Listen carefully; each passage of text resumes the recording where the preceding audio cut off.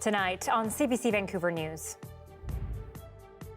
A bus attack in Surrey being investigated as terrorism. We are seeing more charges, with members related to the far right or the incel community. The new questions tonight and why there are so few answers. Plus, lacking real details and urgency. It has been a dialogue for a long time, and it will be for a long time going forward. Critics question whether a plan to overhaul some key housing rules in BC is going to work.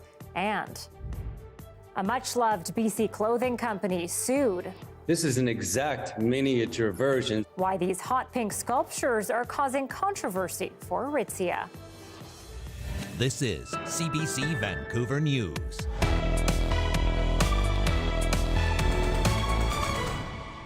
Good evening and thanks for joining us. I'm Anita Bathe. In a turn of events, a violent attack on a bus in Surrey over the weekend has now led to terrorism charges.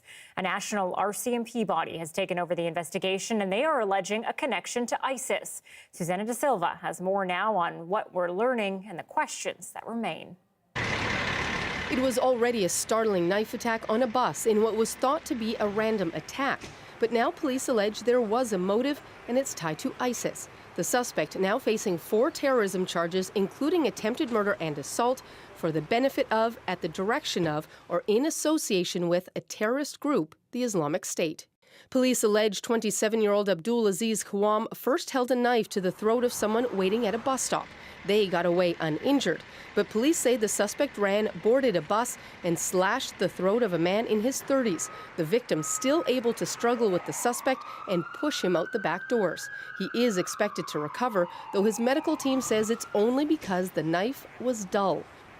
The RCMP's Integrated National Security Enforcement Team is now in charge of the investigation after being notified about concerning statements Kouam made, but released no information about the case. If you're kind of pledging allegiance to a listed terrorist entity, then it obviously becomes harder or easier for the prosecution to make that jump. Experts say charges like this are uncommon in Canada, and it is surprising to be tied to ISIS. ISIS, for all intents and purposes, in Syria and Iraq, has lost its kind of territorial influence. How much longer will people have to be afraid to get on a bus? BC's public safety minister today said very little.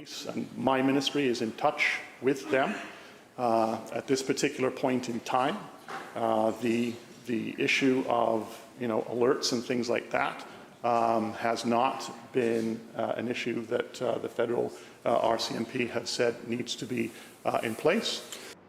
After repeated requests to the RCMP, a spokesperson released a statement late this afternoon reiterating the charges and that they are committed to uncovering all of the facts related to this unprovoked assault, but would be releasing no further details. Susanna Da Silva, CBC News, Vancouver.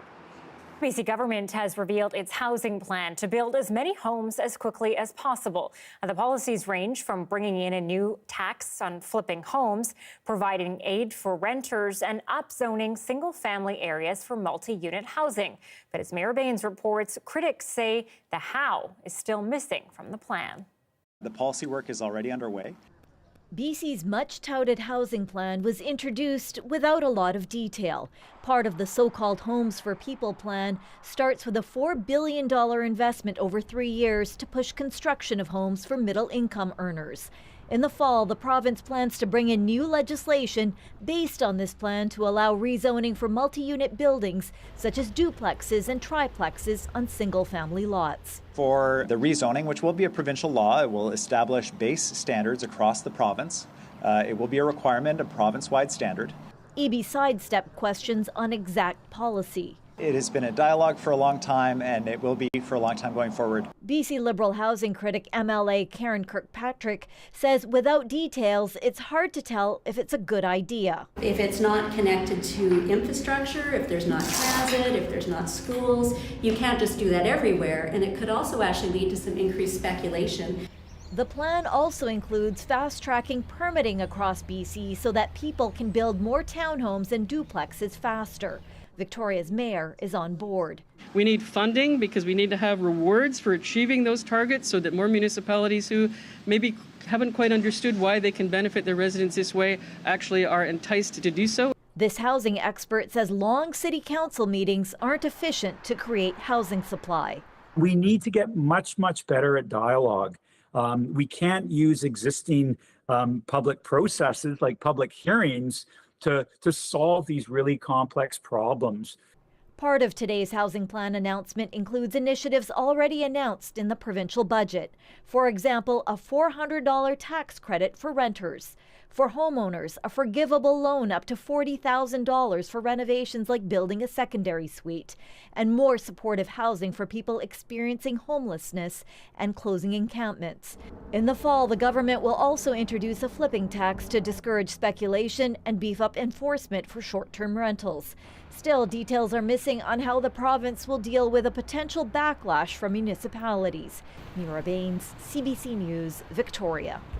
And for more on this provincial housing announcement, Justin McElroy, Municipal Affairs reporter, joins me live. Justin, what else are the opposition parties saying about this plan? Yeah, well, you saw in that story the BC Liberals not exactly being over the top with their criticism on this, and it's because there's a lot in there that a lot of these parties substantially agree on. So a lot of the criticism was subjected around whether the NDP will be able to actually pull this off, where are the details and how quickly it will happen. And one thing they pointed to is something that the NDP tried to talk about a little bit today. This is a chart they showed talking about all of the homes that they've built during their tenure. They promised, if you remember, 114,000 units over their first decade in office. But if you take a look and zoom in right there, the biggest bar, 32,497 from BC Housing, but the next biggest, 21,000 or so, says spec tax Metro Van. And what the government is doing essentially is adding in all of those homes that they believe are now open as a result of speculation or vacancy taxes that now can be rented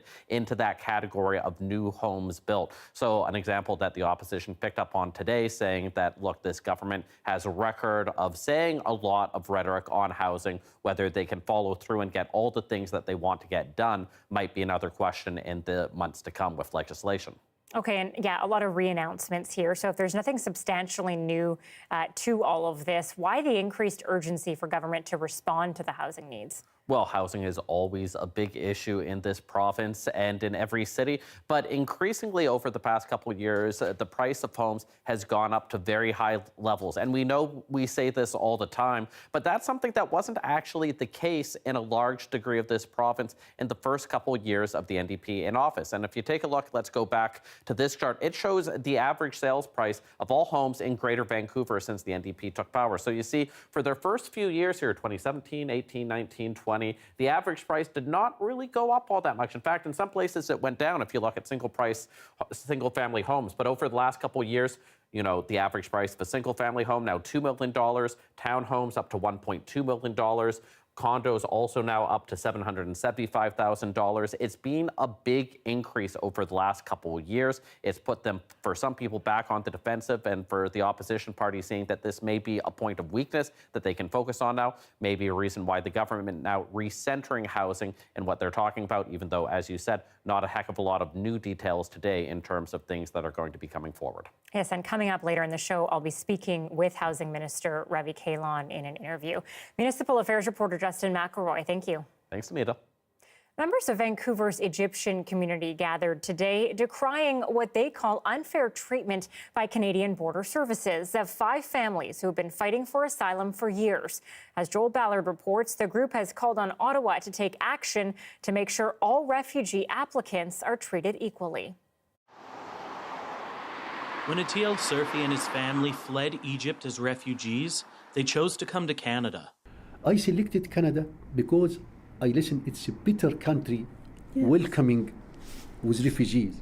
But for the past 5 years, the family has been fighting for asylum and now risks being deemed inadmissible because of their ties to the Freedom and Justice political party outlawed by the Egyptian government.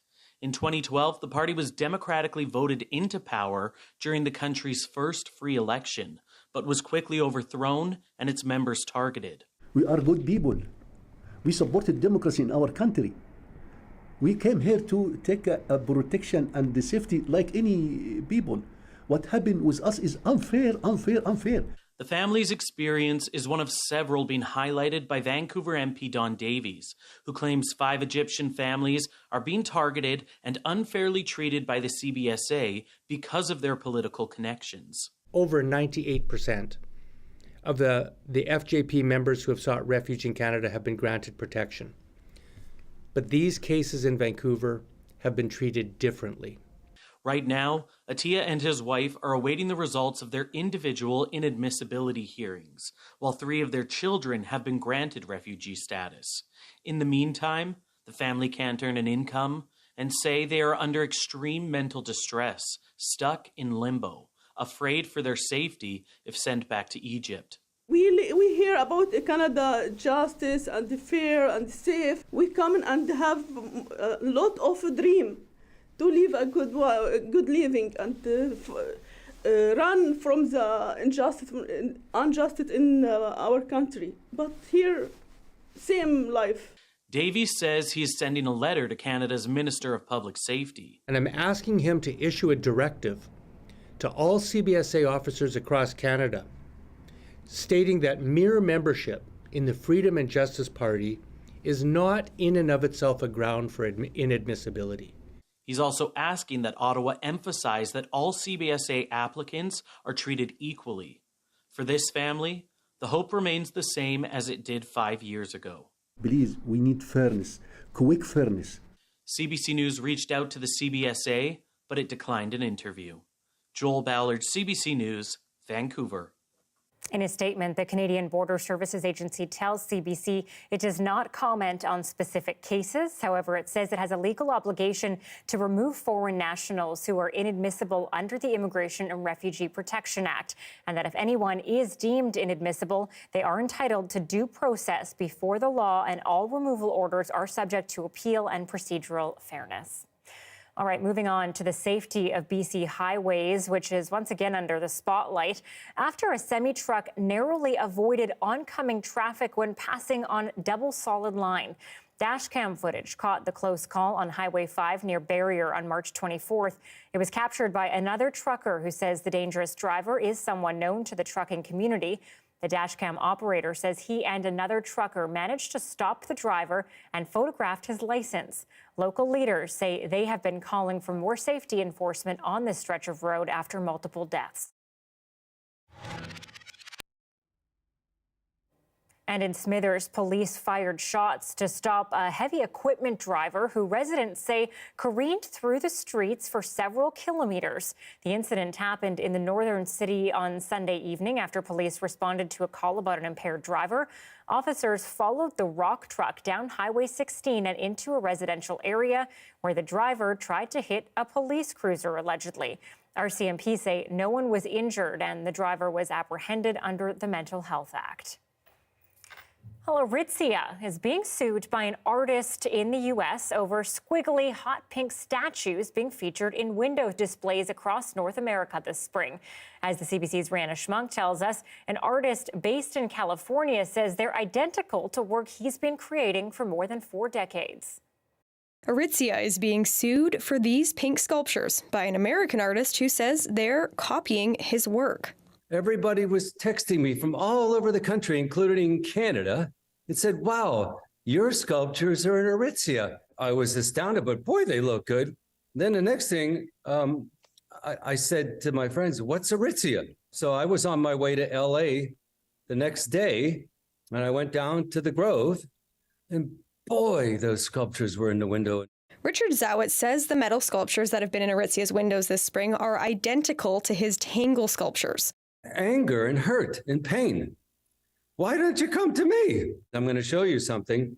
This is an exact miniature version, same color, including the 18 sections, including the 90-degree elements I use and have perfected over 42 years and have sold 250 million of these beautiful little magic objects. Zawitz has had the copyright for his art since the 80s, meaning he has the exclusive rights to show the work or anything similar. His work has been featured in Vogue Italia and commissioned by a fashion label J.W. Anderson for a spring collection. I've seen TikTok and all kinds of things with, oh, there's your tango and there's a dupe and I've so much information on this discovery now that it's, since it's been in the windows. So pretty astounding to me, quite frankly. People have been posting about Aritzia sculptures since they dropped. One TikTok posted by an employee got more than 8 million views.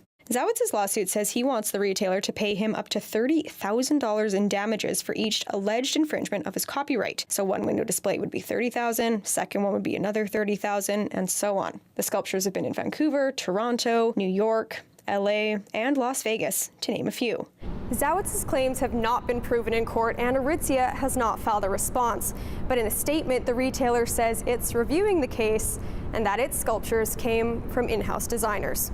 Rihanna Schmunk, CBC News, Vancouver. Well, 2 First Nations were in BC Supreme Court today challenging the online registry the province uses to automatically grant mineral rights. As Jessica Chung explains, it's the first legal test of the Declaration of Rights of Indigenous Peoples Act. A procession of Gitxaala hereditary leaders making their way to BC Supreme Court for a landmark mining case. By bringing forward this challenge, we are upholding Gitxaala laws and values. The Gitxaala Nation, along with the Ahadisat First Nation, are suing the province over how it manages mining rights. Currently, mineral claims are granted through an automatic online system and do not require an official review or consultation or consent from First Nations. The nations say this is in breach of the province's constitutional obligation to consult with Indigenous peoples. Anyone with a computer and $25 free miner certificate can pay $1.75 a hectare to acquire exclusive rights to minerals on the traditional territory of the Gitxaala Nation. The Gitxaala Nation is asking the court to quash 7 claims on Banks Island that went through the registry process, along with the immediate suspension of claim staking on its territory. The fact that the government of this province still grants these mineral claims is a damaging relic of colonialism that has no place within this present day. The case is the first legal test of the Declaration of the Rights of Indigenous Peoples Act, or DRIPA, since it passed in 2019. The province says that it can't comment on matters before the court, but it does say it is committed to working in consultation and cooperation with all Indigenous peoples. BC also committed to modernizing the Mineral Title Act back in March of 2022 as a part of the Declaration Act Action Plan, and it says that that work is currently being done. Gitxaala says that the first step is for BC to acknowledge that there's a problem, and if they do not, we anticipate that the court will do so. We will not accept any less because this is what Gitxaala law requires. The 2-week court proceeding will hear from both First Nations and a number of interveners. Jessica Chung, CBC News, Vancouver. Well, what was supposed to be a celebratory and positive occasion at last week's Trans Day for Visibility in Vancouver ended in a violent confrontation. Last week, 15-year-old transgendered activist Seven Ven organized a rally in Grandview Park to celebrate the Trans Day of Visibility. Police estimate between 75 and 100 people attended. While most came in a show of solidarity with the transgender community, some came to protest the rally. 2 violent confrontations broke out between trans and anti-trans activists. Police are now investigating. There are, and there always will be, a small minority of people in Canada who are opposed to trans people's rights being recognized, but the rights, the human rights of Canadians include protections for gender identity and gender expression. Organizers of the pro-trans rally hope events like this show the need to create safe spaces for the trans community. Well, some good news. Canada will have a sizable role to play in NASA's future missions to the moon. It starts with the American Space Agency's first lunar crew in 50 years. As Paul Hunter explains, Ontario's Jeremy Hansen will join 3 American astronauts for a lunar flyby next year. It's a new era of pioneers, star sailors. As NASA's opening video underlined, the identities of the 4 who will soon go to the moon were secret until the last moment. But at the ceremony introducing them, if you looked closely, the broad smile in that crowd of astronauts was a big giveaway. He's a Master of Science in Physics, an F-18 pilot, and a Canadian astronaut. Your mission specialist, Jeremy Hansen.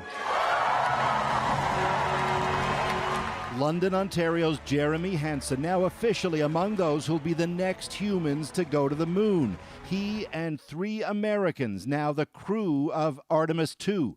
They'll go around the moon and back late next year. On stage in Houston, he underlined the hard work of Canada's space scientists, engineers, and astronauts in decades past. And all of those have added up to this moment where a Canadian is going to the moon with our international partnership, and it is glorious.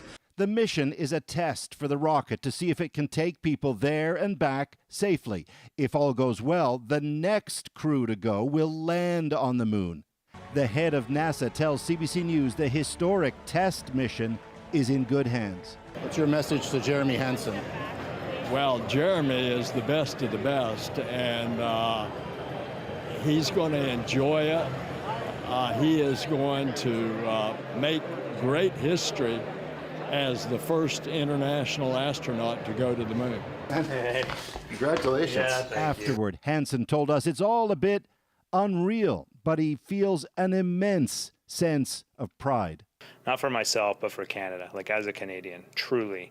To stand on that stage and see the Canadian flags up there, I was really proud. And I just want Canadians to feel that pride. I want Canadians to realize, hey, you know, we are up to big things here. Canada can accomplish the seemingly impossible when we believe in ourselves. Oh, so well said. And I think there is a huge sense of pride from Canadians tonight. They're really, like, we're all just smiling ear to ear as we're watching him speaking up on stage. And Anita, I mean, you and I didn't get to see the original lunar landing in the 60s. Now's our chance. Well, almost. Yeah, and I was thinking, like, for our kids, you know, Wesley's 4 and he's already obsessed with becoming an astronaut, and like they get that moment. And I think that'll be so special. So yeah, we'll be staying tuned on all fronts, but a very special day today. We did also break another record today in the weather front, not quite as exciting as announcing the new Canadian astronaut, but yesterday YVR recorded 0.4 centimeters of snow. It was probably mainly ice pellets, but it counted, and that has now become a record for the most consecutive months with recordable snow at YVR. We have seen snow November, December, January, February, March, and now April. We have never seen 6 months in a row since records began in the 1930s. So there you go. Not a lot of snow, but there is a chance again tonight. Just unstable, an unstable air mass. I know it was a beautiful day today, but we're starting to see those cumulus clouds bubble up. Always a good indication that it's unstable. And I think we'll get clipped by a few showers this evening. And that may translate, Anita, to some wet snow tomorrow morning. It won't last very long. It might not even stick, but just a heads up. It was kind of alarming yesterday, so here's your heads up. Yeah, but YVR meant a lot of records being broken, a lot of history being made. Thanks, Joe. You're welcome. And this year brought, as Johanna said, a lot of snow for many areas throughout Western Canada and our friends south of the border in California as well. And though our snow seasons do change quite a bit year to year, we are seeing trends on our mountains because of climate change. CBC meteorologist Christy Clemenaga has more on the 5 things we need to know about our mountain snow. Canada's snow-capped Rocky Mountains are a national landmark, but that picturesque scene is changing. Here's 5 things you should know about that snow. When we look at the snowpack, we're talking about how much snow stays on the mountains year to year.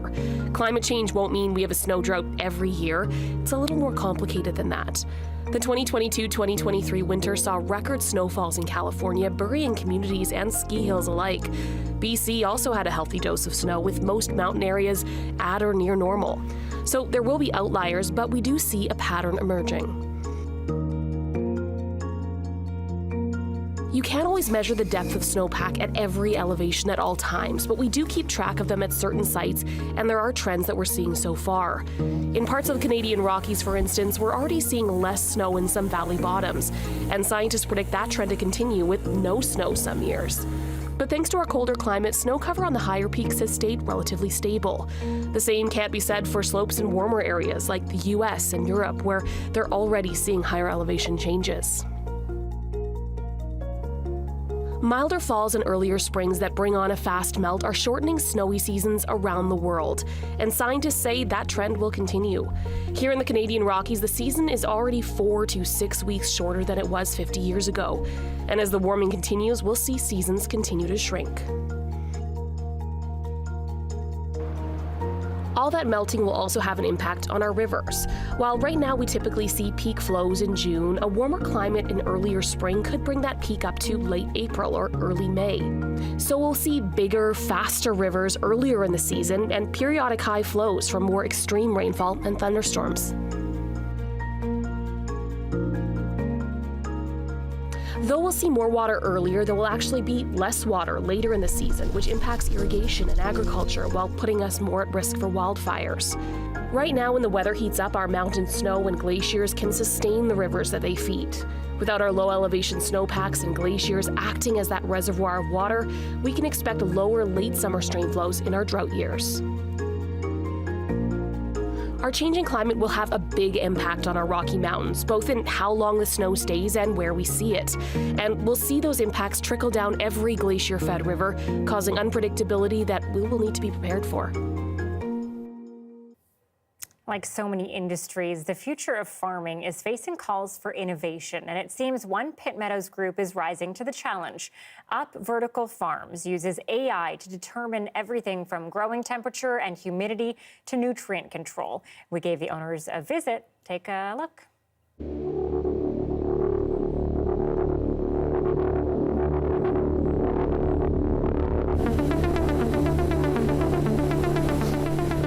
Over 90% of our baby leafy greens are imported across Canada, and we decided to do something about it. There's multiple steps that we take to make sure that nothing is growing in the facility that we don't want it to. We're at Up Vertical Farms, a production facility. It's a plant factory that we have built. We grow them indoors without any pesticide or herbicides or fungicides. It's clean, nutritious, and available all year round. It's touchless, so there's no contamination points. In the field, they have to grow them as monocultures, and then they have to mix them afterwards, causing bruising. Our products are mixed together. We grow them simultaneously as a group, and then we harvest and package them right away. Consumers love it because they get a chance to eat the product. There's extended shelf life. Somebody picks it up with a forklift and puts them into the germination room. It's a dark room with a different controlled environment. It mimics the seeds being under the ground. So this is where it gets more interesting.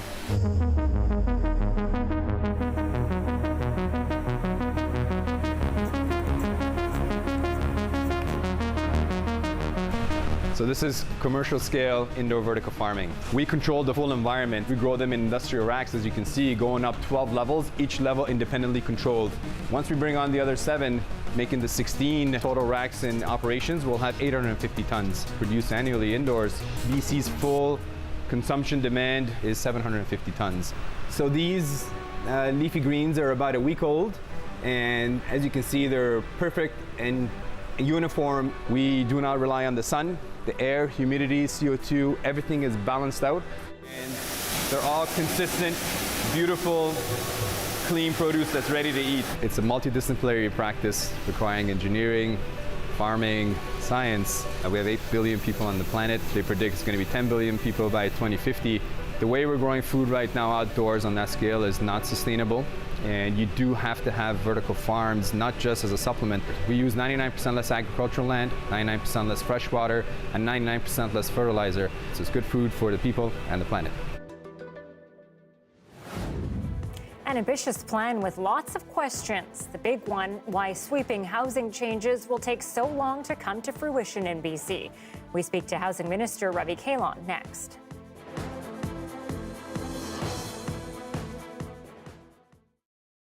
Thanks for watching our commercial-free live stream tonight. Alberta's aggressive campaign to draw workers out to its province has some competition from southwestern Ontario. The municipality of Chatham-Kent has launched its own campaign to lure workers from Western Canada. You've probably seen or heard ads like this. We're focused on economic growth and attracting investment, creating jobs. A plea from Alberta to get workers to leave other parts of Canada and find employment in Wildrose country. Chatham-Kent isn't taking the move to poach its people lying down. It's firing back with ads like this on Calgary's airwaves. Chatham-Kent, Ontario, a great place to call home. Find out why at yck.ca. The manager of Chatham-Kent's ad campaign said the mayor wanted to respond to Alberta's targeted radio ads aimed directly at Chatham-Kent. Not being one to be one-upped, Mayor Cannon said, Eric, we got to do something. And what he concocted was to do a friendly response. Chatham-Kent worked with local radio station CKXS-FM to create the ads. The station's general manager was honored to provide the voice for one of them. I'm proud of Chatham-Kent. I mean, the mayor mentioned to me if I'd considered voicing one of the ads, and I said, absolutely. I love this community. I'd love to promote Chatham-Kent. But Chatham-Kent is up against stiff competition. According to their provincial budget, Alberta is spending $5 million annually on their campaign.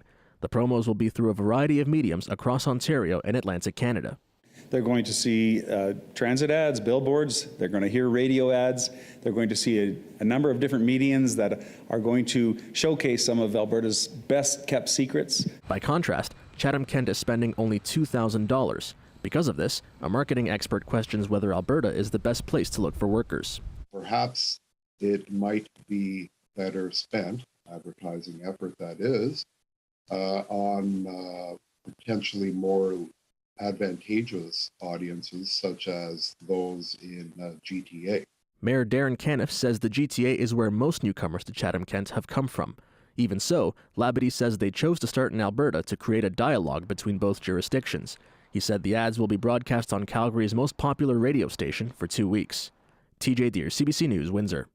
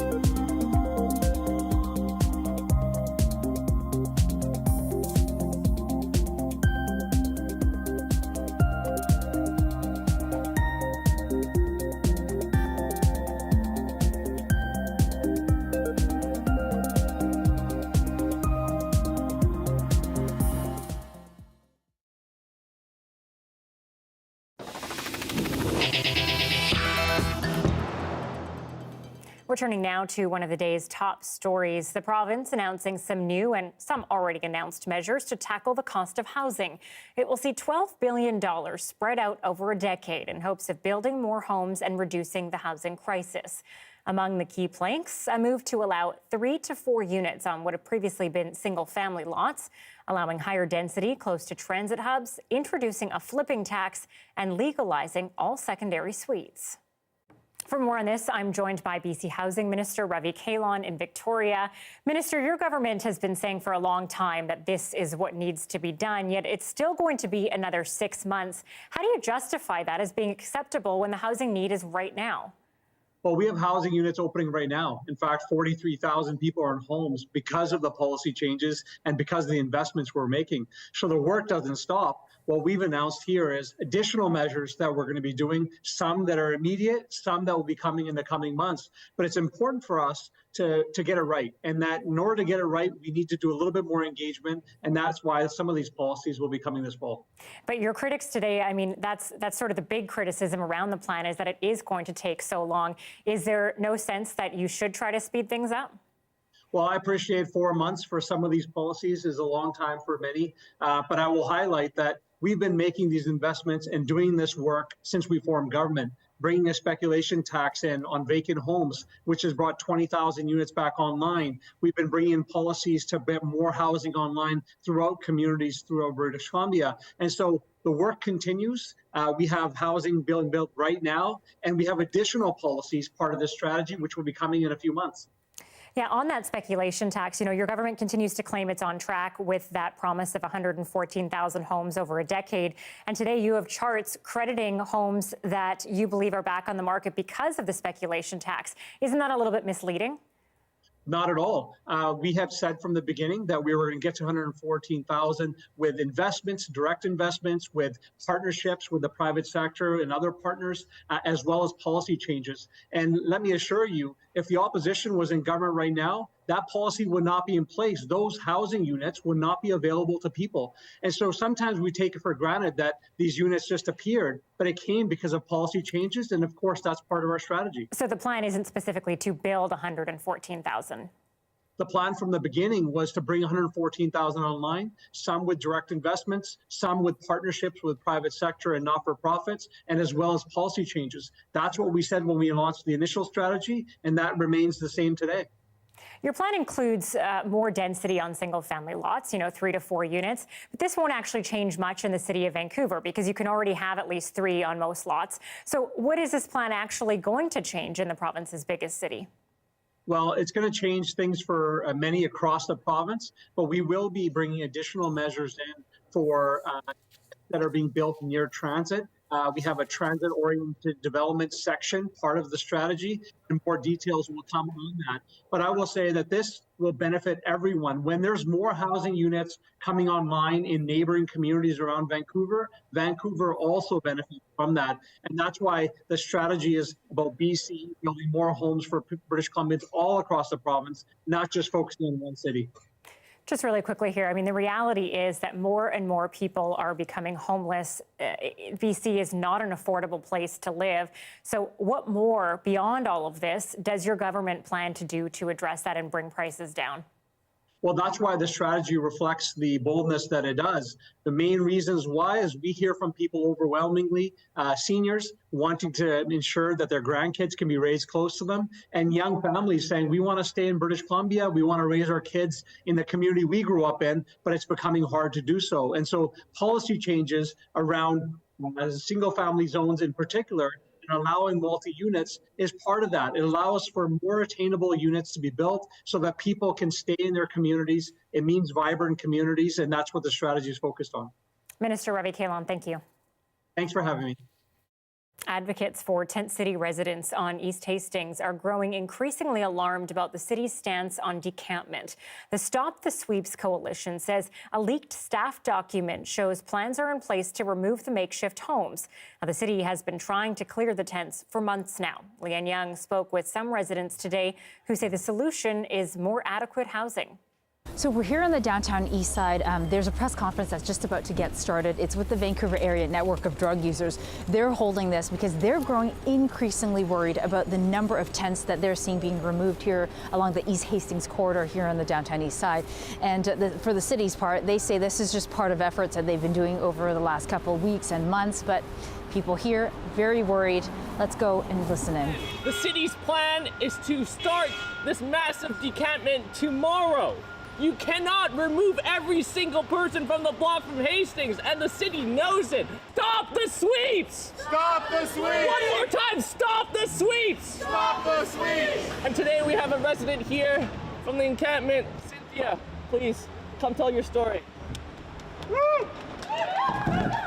Did it make it any better that it was city staff coming to knock on your tents to ask They you used to give me like 2 cigarettes and meal tickets, and we were like all friends, and I told them the day that they want to come and like tell me to move that they should wear shin guards because I'm going to kick them in the shins. That my favorite worker didn't come to work that day. I think they should try to like sleep on the sidewalk and see how it feels. I don't think they'd last 20 minutes. So next we have Stu, another resident of the tent city. Give it up for Stu, folks. Hi guys. So I got offered some of these rooms that I worked for maintenance, and I been in a lot of these rooms, these SROs. They're like over 100 years old, and they're like can't drink the water and stuff like that. There's no security. Anybody could come in and out, and there'll be people in the washrooms, and they don't do a lot of cleaning, and you're sharing bathrooms. I love this land. I love Vancouver, and so I just want to like work with the city and like help them help me like get situated.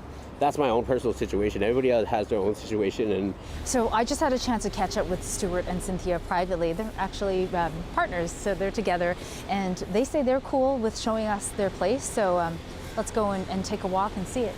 I'm originally from Winnipeg. When my mom came down here when I was young, and I'm a 60s scoop survivor. I went to foster care. I was a permanent ward. Went to about almost 30 different foster homes by the age of 10. Over the years, I started going counseling and looking into myself, and it turns out that I was bipolar. And so I dealt with that for a while, like having medication, denying myself medication, saying I don't need it, feeling normal, and then like going manic, you know, stuff like that. And certain things would bring that on, you know, like a traumatic situation or just life in general. Being Native, First Nation person living in Canada. Basically, we're just going to look at the outside of town. This is my spot here. Like I said, we're not over potholes, and we try to stream for traffic. Right now, someone cut the ties off our tarp, so we have it over everything. My partner, she likes to decorate, so we have the Canada flag. Is there any way I can see inside? Yeah. What do you think? Yeah, milk crates over off the ground. Oh, okay. Yeah. How do you stay warm at night? Candles. All tents come with like warning labels, like you're not supposed to have open flames. Aren't you worried about candles and the fire? You know, we've heard about so many of those, the dangers of it. You know, Vancouver Fire keeps talking about it. Aren't you worried? God watches over us, so like, you know, if it was meant to happen, then it would happen. Cynthia, that's a big risk. I know, but like, what else really can you do? It's like freeze or don't freeze. Well, I'm seeing this woman here. She's in a wheelchair, and she's trying to get by. And Sorry about that. The tent is taking up a lot of space. Do you worry about that? You know, like you're sharing your space with people in that way. That people have their legitimate concerns that they can't get by. Well, they're like walking through my living room though. Like, could you like have somebody walking through your living room, like strangers? Like, if your house was like open to like the public, wouldn't you feel very uncomfortable? It's really uncomfortable. Like, this is the only space that we have. Okay, what about safety? Are you worried about that kind of element? Like, are people coming in and, you know, your possessions? No, because we usually just one of us is always here, and it took 20 minutes for the cops to show up. I know that the cops show up faster to smoke signals than they do to 911 calls. Because somebody did try to get into our tent, and I phoned 911. It took them 20 minutes to show up. And I started a fire outside, and it took 2 minutes for them to show up. So they answer faster to smoke signals than 911 calls. So if I have a problem, then I just start a fire. That really says something about how you feel you're being treated, right? Yep. Well, I'm dressed like an animal, so I'm being treated like an animal. So I might as well dress like an animal too. That's Leanne Young reporting from the downtown east side today. Now, for its part, the city says it continues to try to get people moved off the streets and that large entrenched encampments are not an acceptable model moving forward. They say since August, 600 structures have been removed from the area. A dramatic day in New York as former President Trump returns to his home city, but under duress. The judicial hurdles awaiting him next.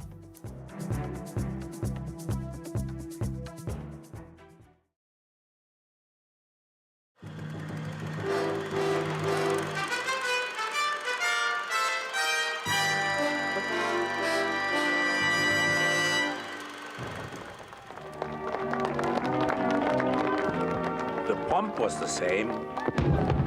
First demand from Moscow.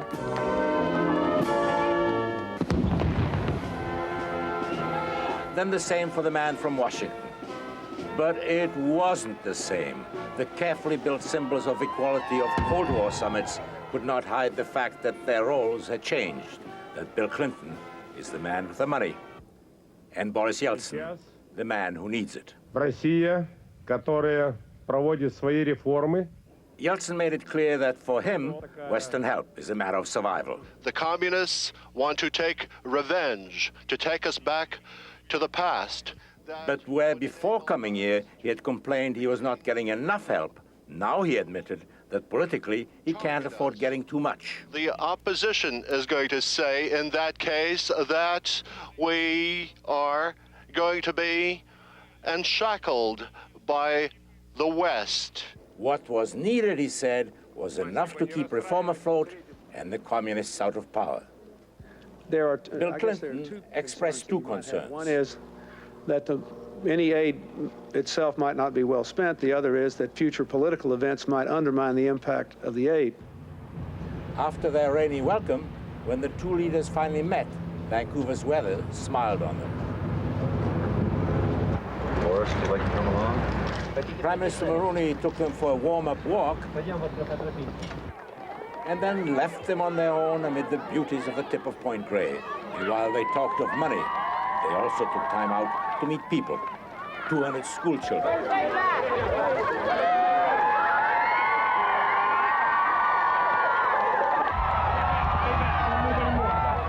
An encounter with a street crowd sent their security people scrambling. Stay back. Just get it. Just get it. Back up. Prime Minister Mulroney had this summation of his encounter with the two leaders. Very well, he expressed his great pleasure at Canada's decisions so far and our contributions, and he and President Clinton seem to be getting along like a house of fire. In the end, this summit is not just about money. It's about trying to convince people, convincing Americans and others in the West that the money is worth spending in their own interest, and convincing Russians that it will not make them hostage to the wiles and the will of the West. Joe Schlesinger, CBC News, Vancouver.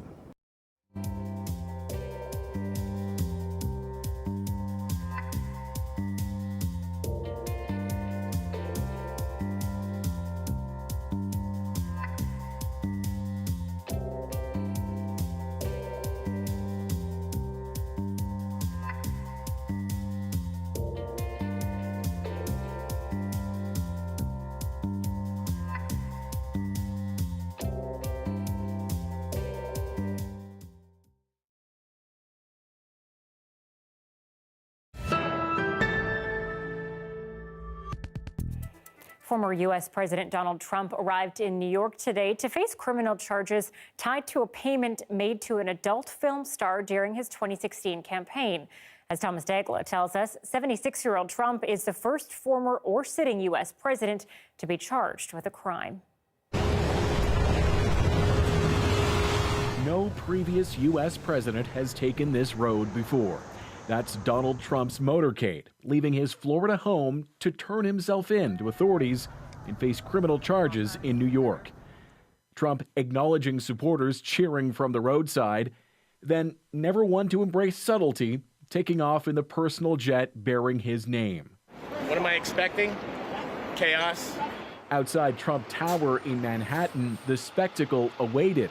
The world's media penned in amid tight security, few supporters, and fed-up New Yorkers. I hope the country comes to its senses and realizes that this guy is bad. Tomorrow at this courthouse, Trump is set to appear before a judge to be arraigned. Defendants are often photographed and fingerprinted. Rarely does a case require this pointed reassurance from the mayor. There has been no specific credible threats to our city at this time. Trump is thought to be facing charges of falsifying business records.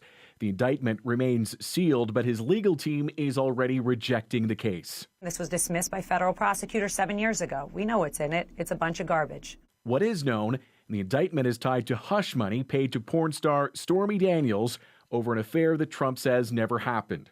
At issue is whether the payment should have been declared as a 2016 campaign expense. Late in the afternoon, Trump arrived back in the city where he grew up and where he's fought legal threats in the past. Never before facing a criminal indictment as former president and as he mounts a campaign to return to the top job again. Thomas Dagg, CBC News, Toronto. Overseas, Paris has voted overwhelmingly to ban electric scooters, and it's the first European city to do so. More than 90% of those who voted yesterday support banning the scooters from city streets. Many residents say they're fed up with speeding teens and drunk tourists causing chaos.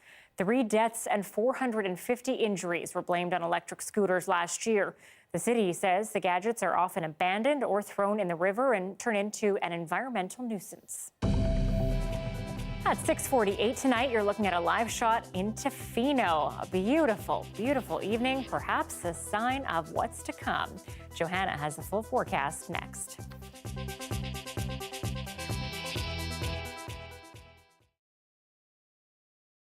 These old oaks have stood their ground for some 500 years. But a closer look reveals something astonishing. Acorns by the tens of thousands, are tattooed into every nook and cranny. Someone has hammered each and every one into the bark. That someone is actually a band of little bright-eyed, clown-faced acorn woodpeckers.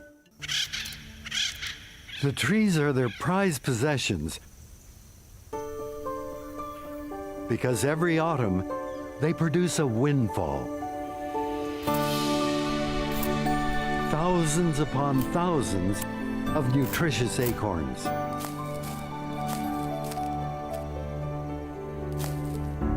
The acorns are woodpecker gold, high in vitamins, minerals, fats, and protein.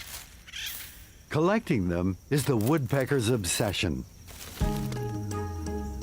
The acorns are ferried back up to the tree and packed into small holes pecked out for the purpose. This turns acorns into treasure, a seasonal abundance that can be made to last. In Smithers, British Columbia, the Northern Lights Wildlife Shelter runs North America's only grizzly rewilding program. The regulations right now are that if an orphan cub becomes available, it should go to the shelter and be rehabilitated. They come in at various stages as young cubs and then stay with us until the following year. The shelter has just taken in 5 orphan grizzly cubs, all from BC's Central Coast. Oh, we have triplets, 2 females and a male. Raven is the leader there, very relaxed, very aware of what's going on, but kind of the queen of the mountain. Iso is a little bit more set back, lets Raven go first and has a look. But she joins in and both of them play and they're very active. Arthur is always hiding behind the girls and is always nervous and the first one to run away when something happens. And then we have twins, 2 females. Cedar is the leader there, and then Muin is very nervous. It doesn't join into the play games very much either. To see how intelligent these animals are, to be able to watch them and see them mature and come into their own personalities, it's just priceless.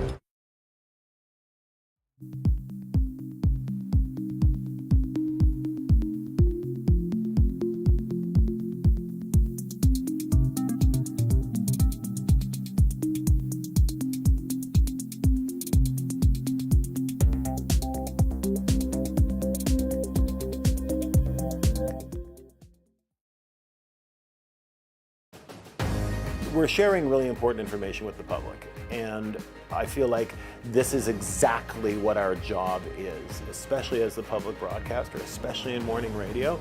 That's incredibly important.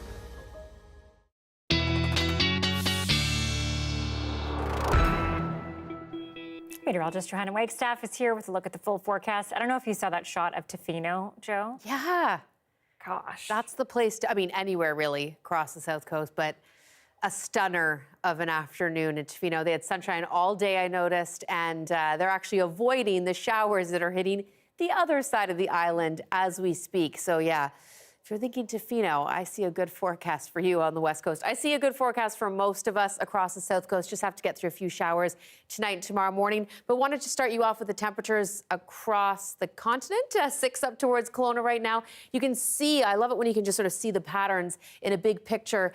Cooler air in place across the west right now. We are coming in a couple degrees below seasonal, but some warm air across the south punching up into the Great Lakes over the next couple of days. We are watching for showers tonight and tomorrow morning across the South Coast, and we're just starting to see them. There we go. Live lightning strike near Port Alberni. If you're watching from there. First of all, head indoors if lightning or thunder are seen in your neck of the woods. There's another one up towards north of Vancouver there and in through the mountains. Another one in through, this is all happening live. Nothing that would warrant watchers or warnings at this point, but remember, head indoors if you do see thunder and lightning. And not surprising, it's an unstable environment. We may see a few rumbles, some hail, which is often what we get in Vancouver with this unstable weather and thunderstorms. And that's the story again tomorrow morning. Some wet snow possible, again, with this unstable environment. Things are staying clear, though, for the afternoon and Wednesday. It's Thursday that a Pacific system will move in, and I'm keeping my eye on that one. We may end up with rainfall warnings. Just a quick look at the latest model runs, and there's quite a bit of rain for Thursday, so I'll keep you posted.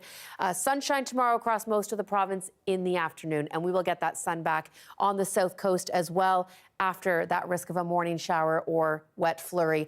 Prince Rupert, rain tonight will ease, and you'll see the dry weather, not necessarily sunshine, but a nice break from the rain. Okay, so mixed bag tomorrow morning, sun by the afternoon. It is a nice afternoon, and temperatures will warm back up to the double digits. But notice that overnight, getting down to the freezing mark tomorrow evening. It has been quite the diurnal swing in days of late. Sunshine for Wednesday, there's that rainy Thursday, and then Anita, at this point, mixed bag for the weekend. Very spring-like indeed. No kidding. All right. Thanks, Jo. You're welcome. The world of art has gone to the dogs, why a gallery in Greece threw open its doors to four-legged friends after the break.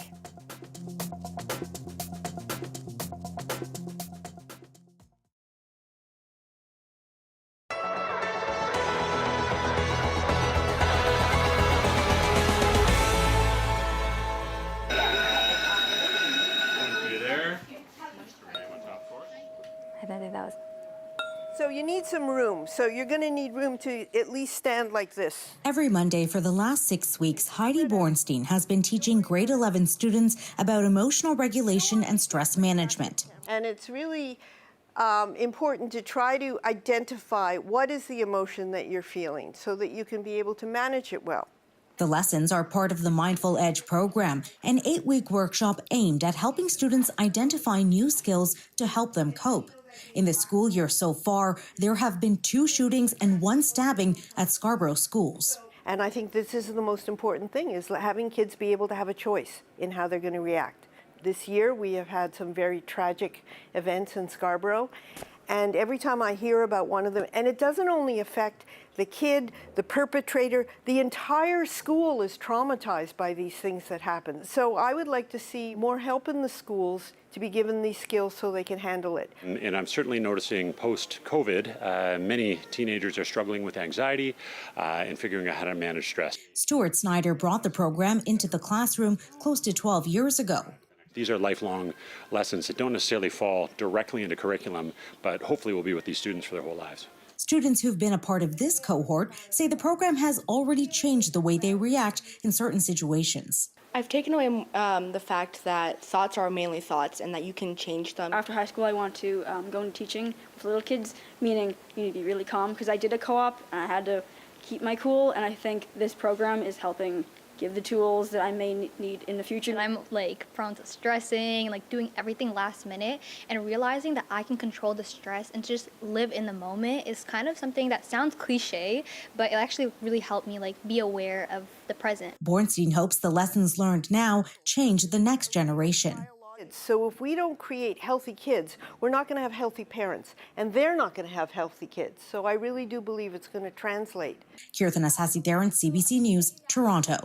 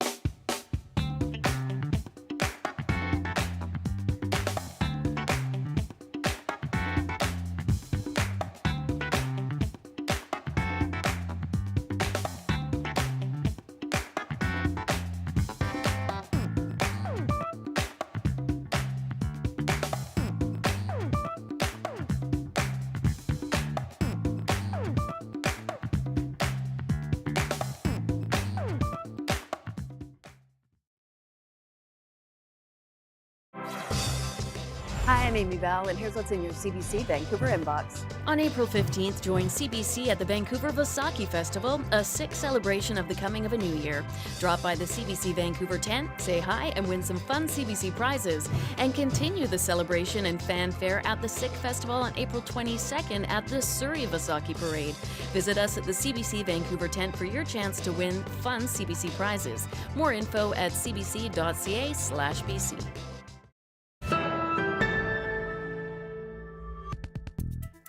A museum in Athens has gone to the dogs. Visitors are being encouraged to bring along their four-legged friends to take in the latest exhibits. The original idea to all pet patrons was to promote adoptions from local shelters. To mark World Stray Animal Day tomorrow, pooches and their humans were free to wander about and view the works of their favorite artists. It's been such a success that the museum has actually adopted a pet-friendly policy permanently, which is very rare, apparently, in Greece. That brings us to the end of our show tonight. Thanks so much for being with us on CBC Vancouver News at 6. I look forward to having you with us tomorrow. Good night.